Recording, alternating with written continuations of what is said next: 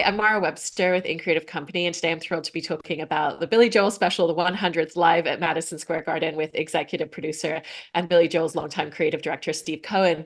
And starting off, I mean, you and Billy have been working together for well over 40 years, back when he was touring much different venues, lots of college tours. But I was interested in how the scope of the history of the relationship that you have really lent itself to that shorthand when it came to a lot of the creative conversations and how you wanted to put together such a complicated video piece with this special. Well, it's a full question. I mean, it's not 40 years. It will be 50 years in November. I did my first show with him in 1974 in Kansas City. And those were the days when it was, a couple of boxes full of loose lighting equipment and some hydraulic lifts and a one-man lighting crew a guy who didn't know anything about tech. And I knew about music and lighting, but I just sort of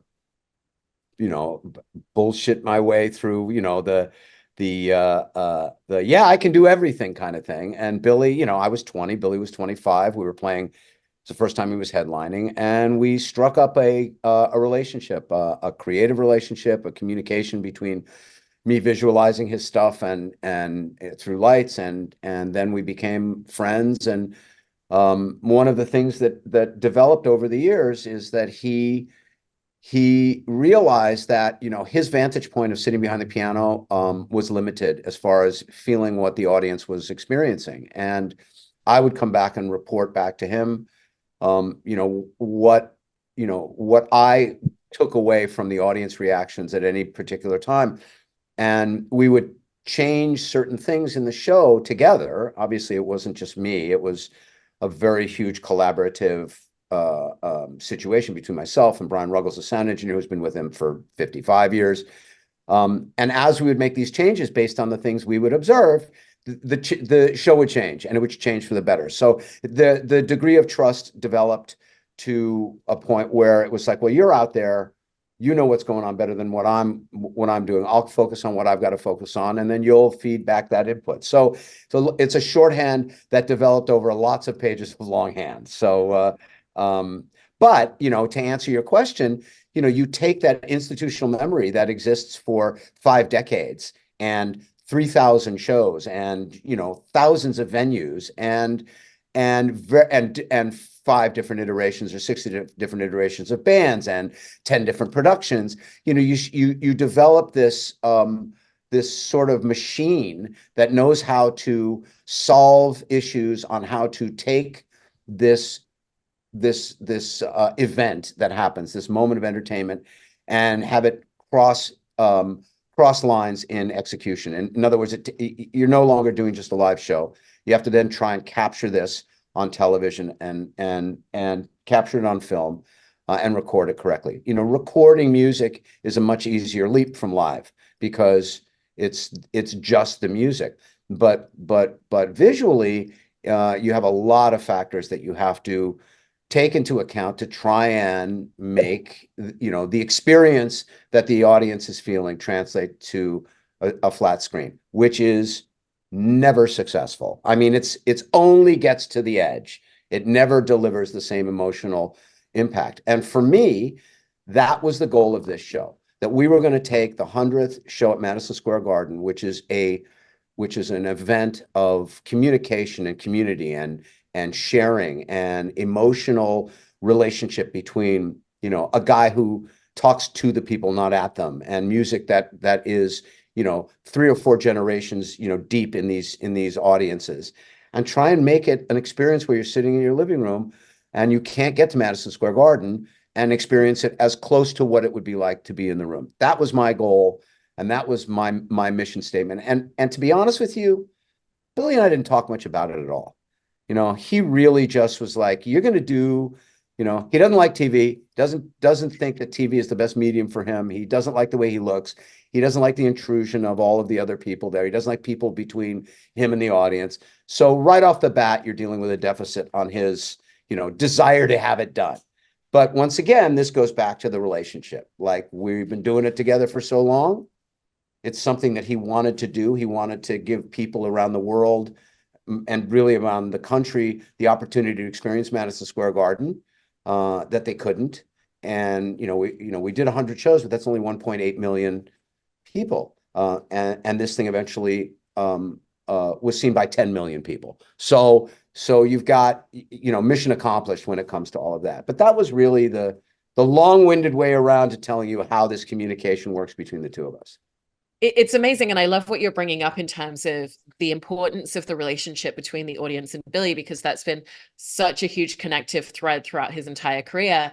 And I imagine that there were a lot of creative challenges when it came to the idea of how do we bring the audience at home into the perspective of being at Madison Square Garden, being up close. I mean, they're getting closer than even the front row do to those perspectives and viewpoints. But how do we make sure that we're not hindering the experience for the audience in the theater at the same time, who are here experiencing this live? And, this might be the first and only time that they're ever going to see Billy Joel up close. And so how did you kind of set about that balance of filming something for people at home, but making sure it's still lived and breathed live as an event in the theater the way it needed to as well? Yeah, and that was the challenge. One of the advantages of me being the executive producer for the film and also being the creative director is I was able to control two budgets. So I controlled the television budget and I also control the live production budget to a degree, which allowed me to prioritize the things we needed to do to get our show ready for camera, as well as incorporate the things we needed to do to change the existing show to make it camera ready. But the biggest advantage about this is there's two things. One is very early on, I wanted to work with Paul Dugdale on this. I did a Lenny Kravitz film with him 15 years ago. We then did a John Mellencamp film a few years later, and we have exactly the same desire on how to capture the relationships between the performers and the audience. It's a shorthand. I don't know where it came from. I never met the guy before, and we just had it. And from the beginning, I went, if we ever do Billy, I want Paul to shoot it. You take that first, and then my desire was to give Paul every imaginable tool he could use, understanding that the technology from 15 years ago to now has grown by a magnitude. Give him the technology. Most importantly, to be able to give him as many cameras in exactly the right places without people operating them. Because the minute you put a guy in a camera, the footprint is 3 times as much, and then you have a person between Billy and the audience. So we relied on, oh, I don't know, out of the 24 cameras, I'm not sure what the number is, but 2/3 of them were robotic cameras. And, if you walk backstage, it looked like NASA. There were just lines and lines of monitors with these great camera operators being able to capture from these angles that you described in ways that you would be hindered. Not so much you'd be hindered, but it would affect Billy's relationship with the audience. So you take that out. Now the cameras are buried as much as possible. And then the design brief from the beginning, the takeaway was there are 3 characters in this play. There's Billy Joel, there is the audience, and there is Madison Square Garden. And we needed to incorporate all 3 of those in equal parts, so that when you were observing this, you were in the room with those people. And that required lighting the architecture in very, very extravagant ways with a lot of coverage to make sure that we created this room that it sometimes looked like a circus tent and sometimes looked like, being outside in a room full of stars. And then making sure that how we captured the audience was not just simple cutaways, was that they were relationship shots between the audience and Billy and the audience.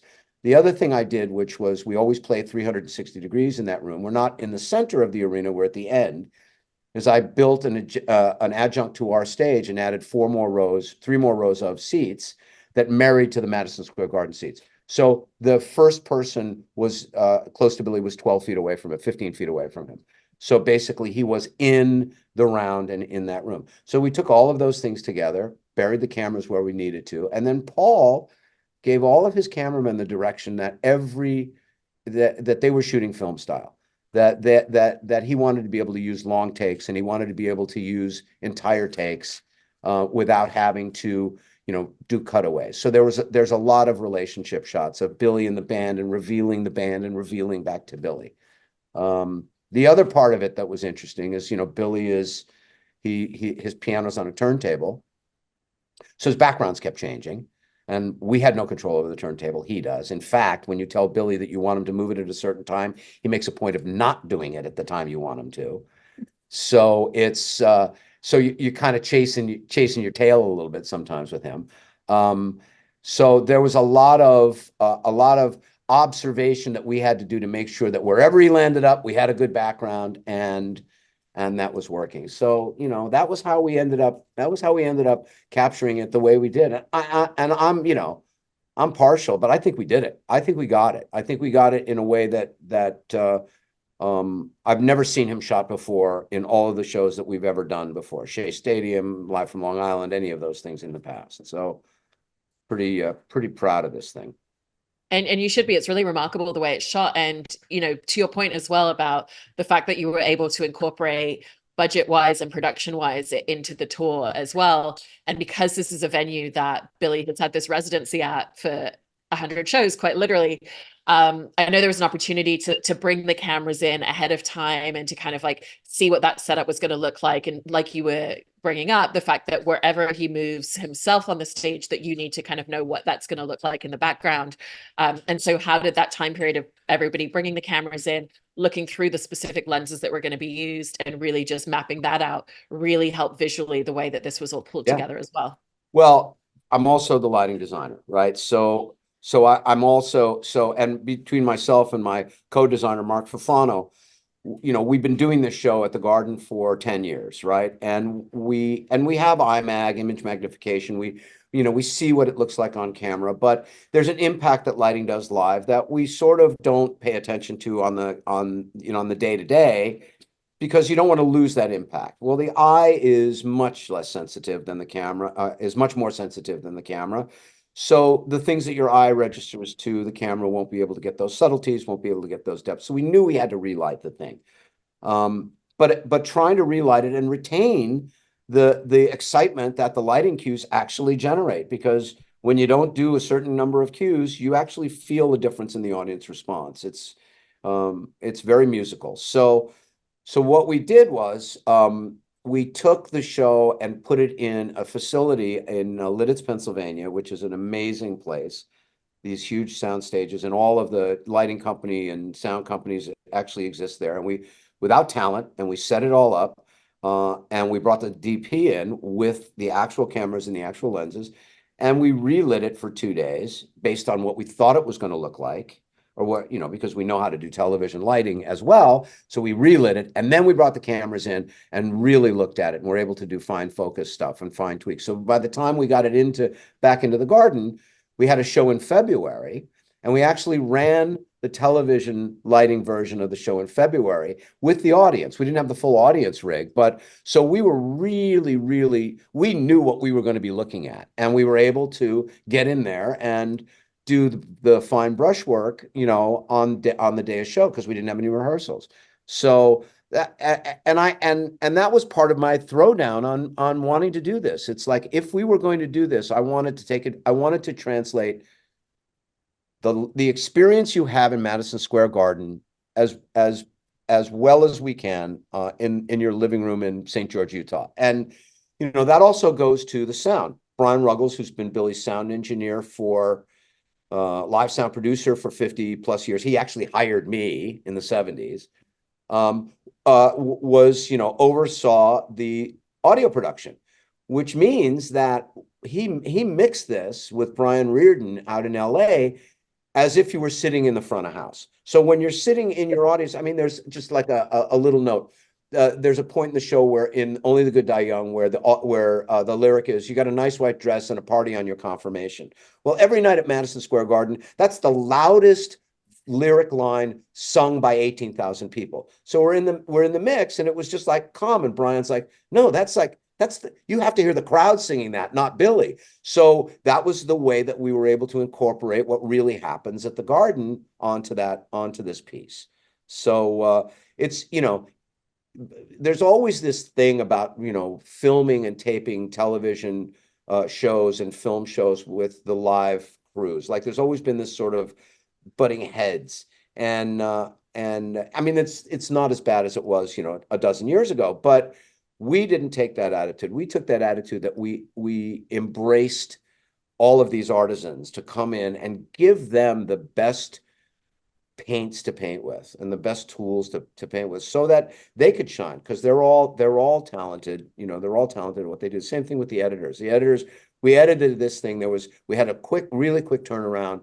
So Paul set up an edit facility. We set up an edit facility in LA, and Paul had 5 editors that were all cutting 2 songs a piece, so that he could do them and do versions 1, version 2, version 3 of the cuts, so that within 4 days we were all doing fine edits of all of this stuff. So the entire thing was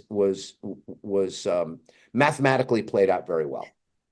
And one of the things that's so great about it as well is obviously every time Billy does this show at MSG, it's a different entity. It lives and breathes in a very unique way each time, but then there's the added element of how are we going to make it even more unique and more special because it's the 100th and we're filming it for broadcast to bring audiences who have potentially never gotten the chance to see him live, and there's things like bringing Sting in and they're performing together and having certain guest stars pop up. But what were some of the conversations behind the scenes of really figuring out what's the set list, what's the layout, what are the aspects that we're going to use to really elevate this and make this distinct from every other show that he's played at MSG? Well, first of all, it wasn't making it distinct so much as giving a representative of a cross section of 100 shows. Like, there are certain things that are consistent throughout. We've always had guests in these 100 shows. We had 50 guests over the 100 shows. So people begin to expect that, Billy's in New York, who's ever in town, Sting, Elvis Costello, Lou Grant, like they'll stop by and play. So we knew that the show had to have a guest. We also knew that we have this ceremonial thing on milestones where we put a banner up. And we thought, well, this is a great opportunity to bring, a fellow Long Islander in to do the banner dedication, hence Jerry Seinfeld. The other part about this was there's a story to be told. There's a history of Madison Square Garden. There's a history of Billy. So what I wanted to do was not just cut in and out of a live concert. I wanted to set up each segment with a little bit of information. So we built these interstitials. Jeff Siegel, who he and I had done 2 mini documentaries for the Madison Square Garden Network over the run. So he knew this story. So we brought him in to put together these interstitials in between. So you get a little bit of the history of the run, you get a little bit of history of the garden, you get the band, get a band moment, you get a special moment for the new song. And I think that singled it out, to make it feel like a special, like a broadcast special, as opposed to just a live concert. As far as the set list goes, I write the set list for every show. Basically, I put it down, give it to Billy. I shouldn't say I write it.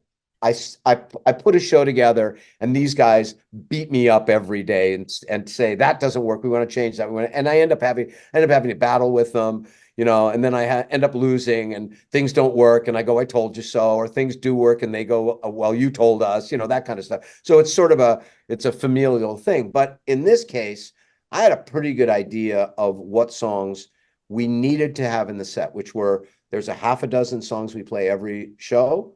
Those need to be represented. And then there is the 1 or 2 deep tracks, because we love to do a deep track. So, that was going to be included. The idea, and it had to be a little bit flexible.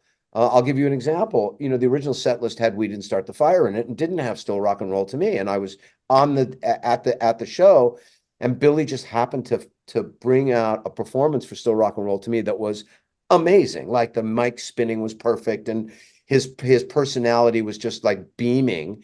And We Didn't Start the Fire was great, but it wasn't as good. It's still a great hit. So you're standing there with an embarrassment of riches. You got 2 #1 records. Which do you pick? But I went for the one that gave a bit more of Billy's personality along with. That was the other part.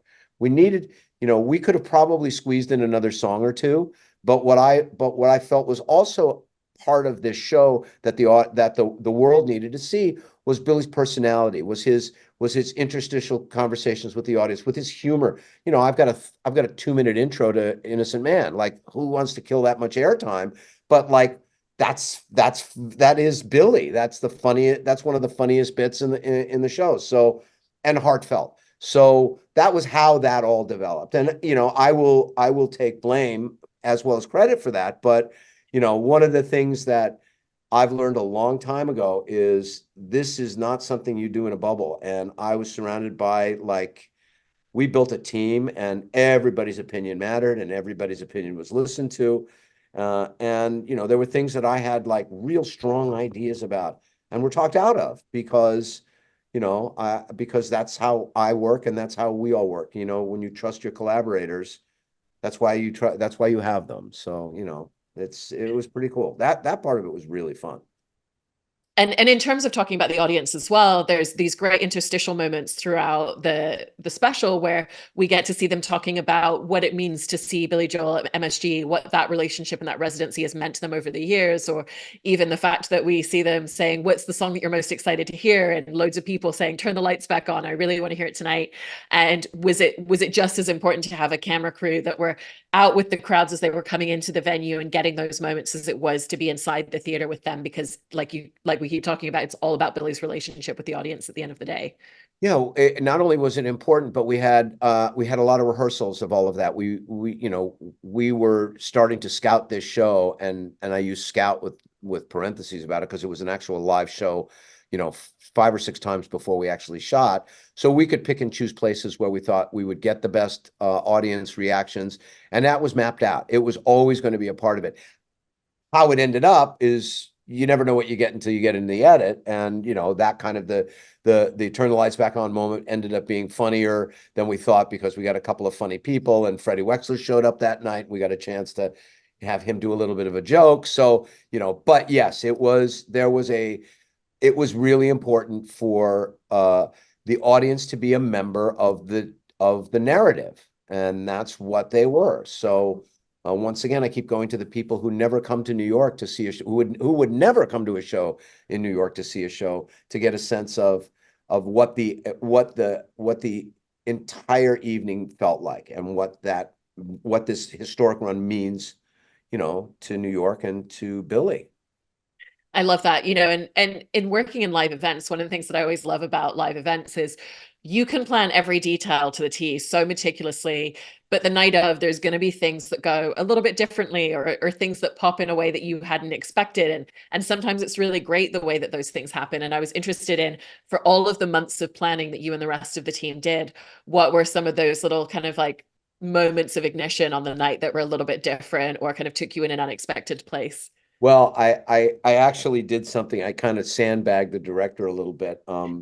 Crystal Taliaferro, who's the percussionist who does there's a middle bit in River of Dreams where, after we lost Tina Turner, we would always do a little piece of music in between. And after we lost Tina, it became, River Deep Mountain High became like the thing, right? So she's been doing that for, I don't know, a year or so.